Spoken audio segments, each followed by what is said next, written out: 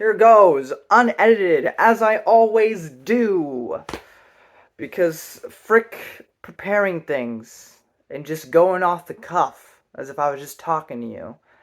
But today, I wanted to discuss, for no particular reason, though kind of, top 5, in my opinion. My opinion. If you have a different opinion, it's okay. Expanded universe ladies, gals, women, expanded universe girls, all of the above. I wanted to talk about some of my favorites. Let me get some honorable mentions out of the way first that do not reach the top 10 for me. Jeriel from the KOTOR comics. I think she's really great. I think Jeriel is really interesting. I like her backstory and everything going on with that. I enjoy her whole interaction with Zane and everything in those comics. My issue being, it's a comic book, so there's less time and development inside her brain and how she thinks because it's not a novel. So I think it's a kind of a detriment to comics in a way of just being unable to see in people's minds and stuff. But she's still great. Another one, going to the Republic comics.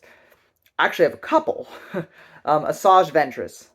Now I know she's in TCW. I know she's in the '03 Clone Wars, but she gets probably the most development and is probably the most intimidating in the Republic comics. In fact, in the Republic comics, we get to see how Anakin got his scar from Asajj Ventress. Speaking of other powerful female characters that are super intimidating and scary, Proto General Grievous herself, Aura Singh, who also collected Jedi lightsabers and stuff. Her backstory is interesting. I would still love more of her. I feel like we still didn't get enough of her, but what we got of her was really good.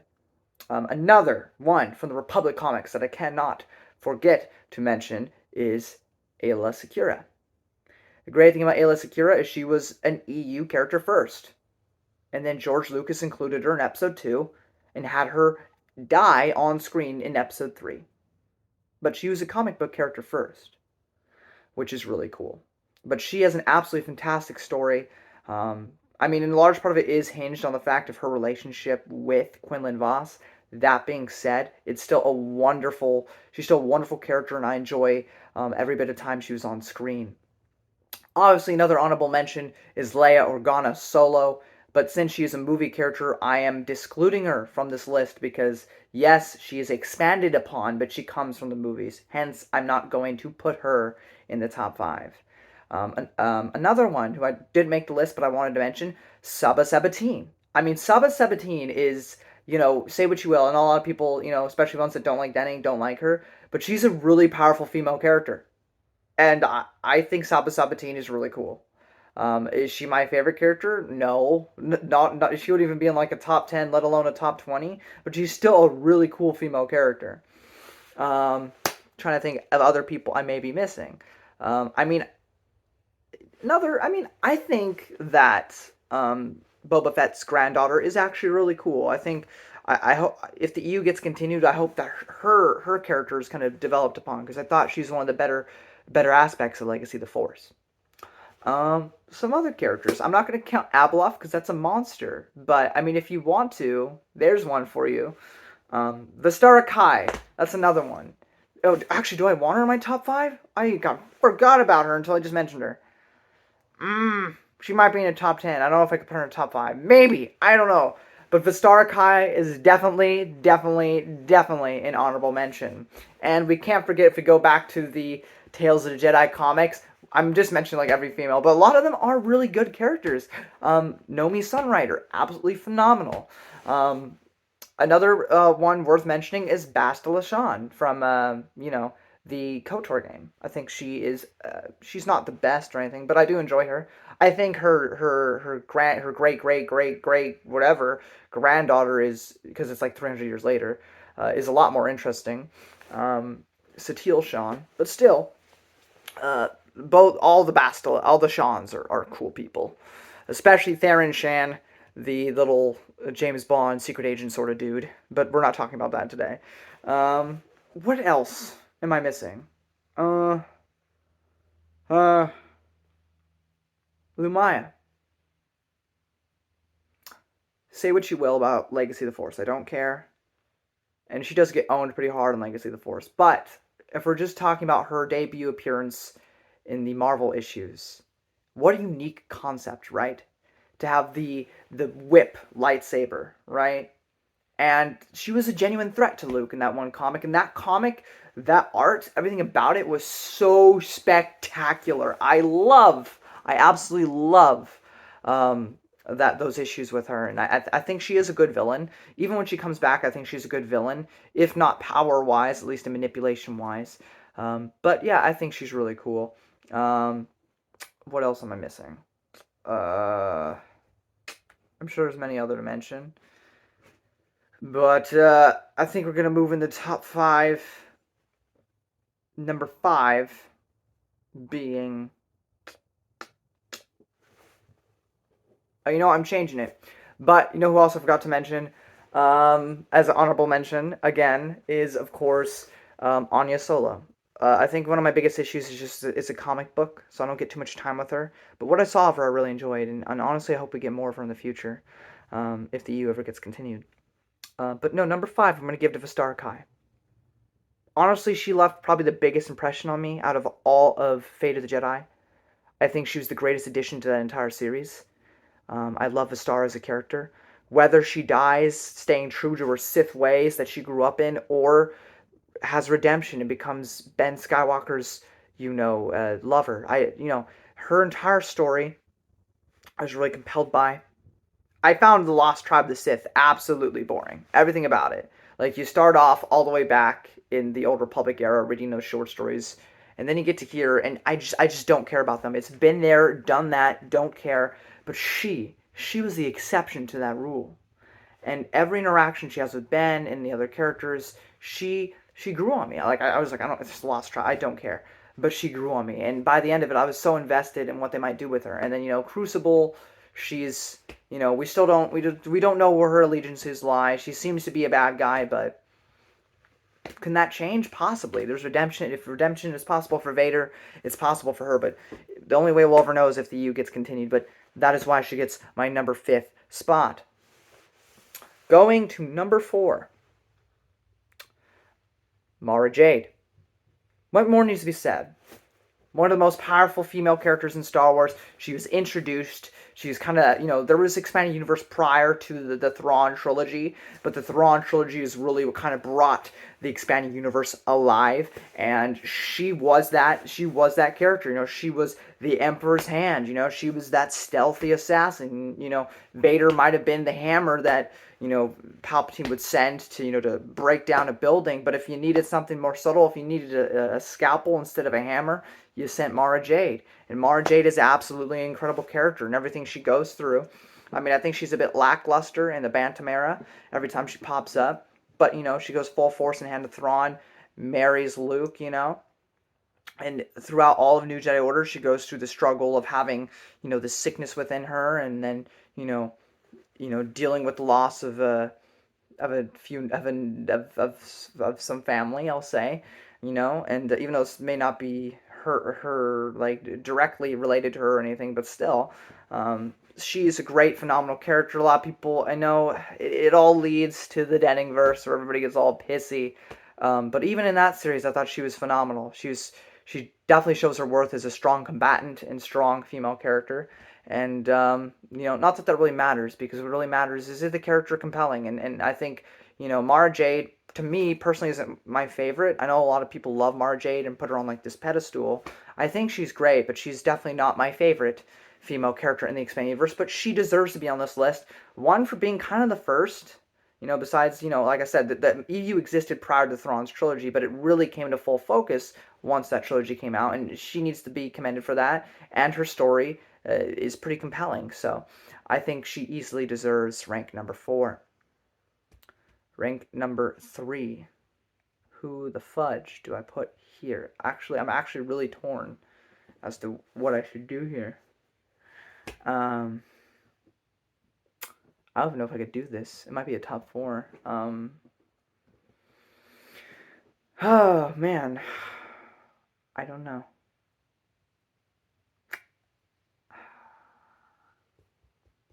I'm actually really struggling right now. I'm trying to think. Who else? You know what? I'm gonna move Mara up to 3. I'm gonna move Vistara up to 4. But down at 5, to be honest, I'm gonna put. Oh man, I'm struggling.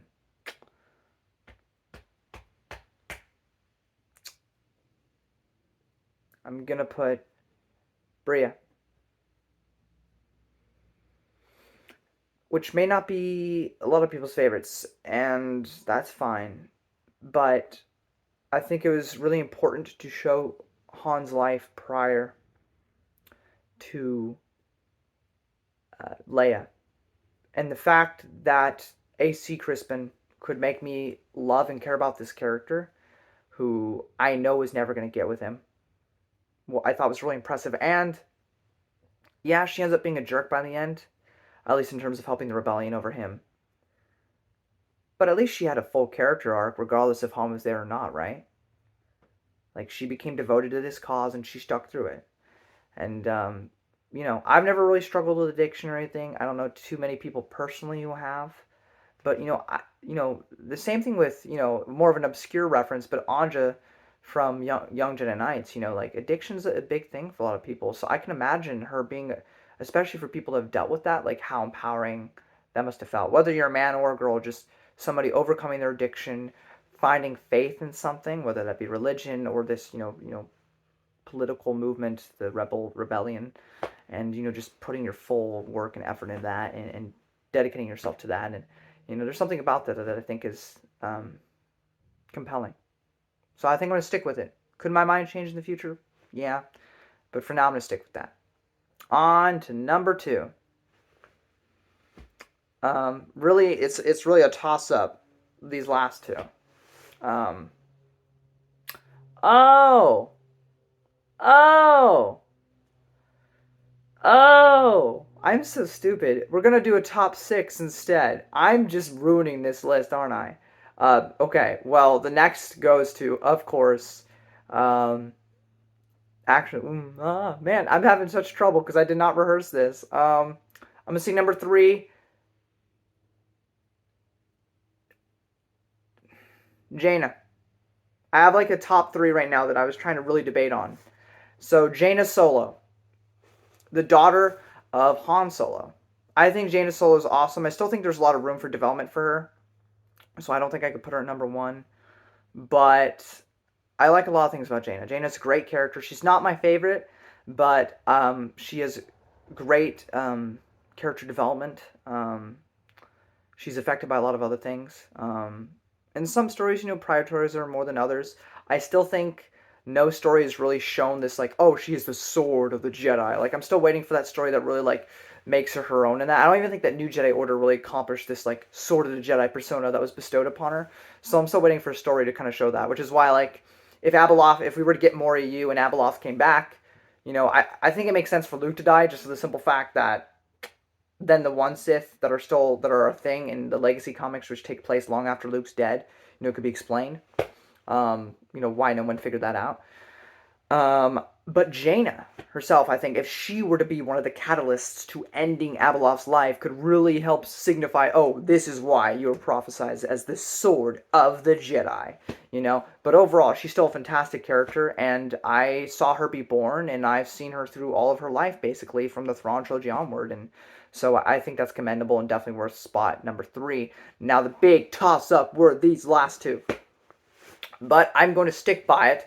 Number 2 goes to Tahiri. Tahiri's story from Junior Jedi Knights, all the way up, and I know people are going to be like, no, because Denning versus bad. I don't care, okay? All of her story. There are some fudge-ups, there's some weird moments, but overall, her story of, Tusken Raider, to Anakin's best friend to lover, to all the stuff that she has to struggle and deal with, apart from even Anakin, just all the stuff she has to deal with the Yusong Vong in the New Jedi Order, and then moving forward, I think her character development is exceptional well. And devolvement, if you want to, consider it a devolvement. Because, yes, she makes some mistakes. She makes some errors. She tries to redeem herself. And again, that is the biggest thing I take away from Star Wars is redemption. So yes, she falls flat somewhere in the middle there with the Legacy of the Force series, but she starts to rise back up again by Fate of the Jedi, and I'm okay with that. I'm okay with that. I love Tahiri. She's one of my favorite female characters. So this was a really big toss-up for me whether she'd be number 2 or number 1. And I feel like anybody who's watched me long enough should know this is obvious for number 1. So if you're surprised, I guess you don't know me that well. Number 1, of course, goes to, as my favorite, not only one of my favorite female characters in all of fiction, but my favorite female character in Star Wars, which is Tino Ka. I love Tino Ka. I love Tino Ka. Everything about her. I love that her entire existence is hinged upon courtship of Princess Leia, which I love that book.